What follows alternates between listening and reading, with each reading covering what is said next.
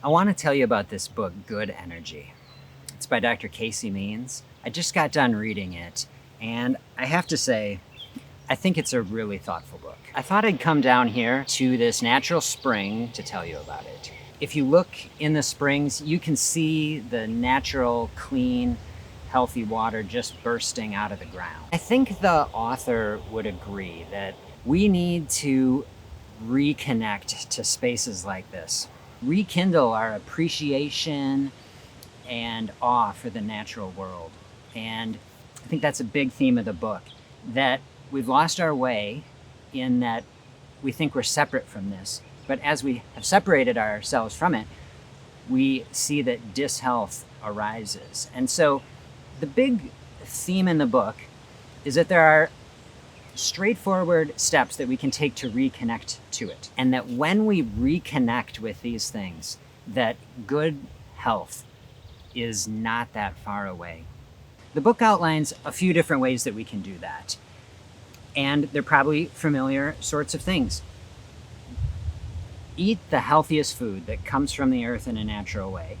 And don't eat the toxic processed food that comes from a factory. Move our bodies in healthy ways throughout the day, ideally getting outside, and focus on getting good sleep. So these are all common sense things that we should be doing. There's nothing new in that. Everybody knows that we should do these things, eat well and exercise. The thing that I think is innovative about this book is it just weaves them together in such a thoughtful way, paints such a vivid picture that these really are, it's all connected. And these are the things that really support health. The sub-theme of the book then is, okay, if we know that all of these things are healthy and that we should be doing them, and then they're actually the fundamental things that would bring health and wholeness and treat chronic disease, why is it that our multi-trillion-dollar health system is not focusing intensely on helping people do this, and is in fact focusing on everything but this, basically? And that's where the book takes a pretty scathing view of the current health system, at least as far as chronic disease. Not so much acute disease, but with chronic disease, we spend more and more money, and we're getting worse and worse results. It's almost being normalized in our society that people are unhealthy, that it's somehow normal to get prediabetes, that it's just something that happens as we age. And that, of course, isn't the case. I think this is one of the things, another sub-theme, that many thoughtful personal anecdotes from the author about what it's like to practice medicine and train in this sort of environment. Certainly, there's a lot of burnout in the healthcare system. And one of the most thoughtful things that they get into is that, okay, as a healthcare provider, we're putting in all this work, all this effort, and yet people are getting sicker. And this is an aspect of burnout that I think is not appreciated within the system, is that it is very discouraging to be putting so much effort in and not seeing results. We're not seeing human flourishing in general in our health system. And that is, on a spiritual level, I think, demoralizing. And so this book not only paints a beautiful picture for patients staying well and preventing disease, healing disease that we have, but also healing our health system itself, that by moving toward root causes and addressing these fundamental issues in a healthy way, that we can restore the joy of medicine. That's what I would like to work on. This is a huge goal that I have in my work. So I think this book really goes from the harsh reality, which we have to have. We have to have an accurate diagnosis of the situation if we want to improve it.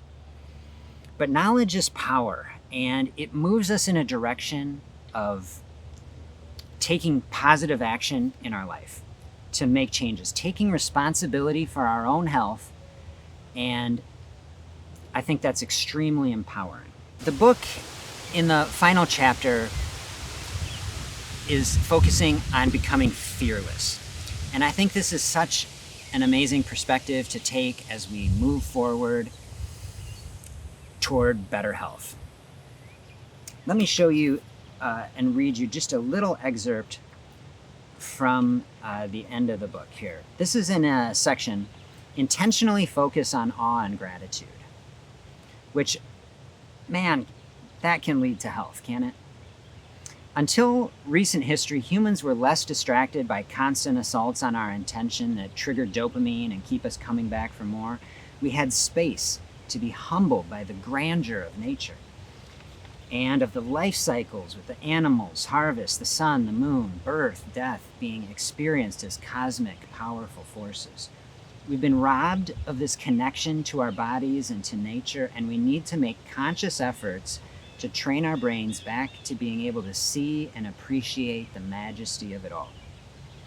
Miracles are hidden in plain sight everywhere, obscured by the distraction industrial complex in a zero-sum game of attention. It's an act of rebellion and independence to refocus our attention on awe. I think those are powerful and inspiring words. I think it's what we should all strive for. We should strive to find our places like this, places where we can connect with the earth, with nature in ways that bring us life and vitality. So if you'd like to dive into more of that, grab a copy of the book. If you read it and have thoughts, share them in the comments. I'd love to have a discussion about it. And I will just say this is going to be a focus of mine. How do we help people have good energy? I say do everything that this book says, of course, and then if you need something more, dive into a fasting process thoughtfully, gently, in the way that I outline in some of our other materials. Lots of nice things in this book about fasting as well. So feel free to subscribe to this channel, check out some of our other content, and I'll look forward to chatting with you soon.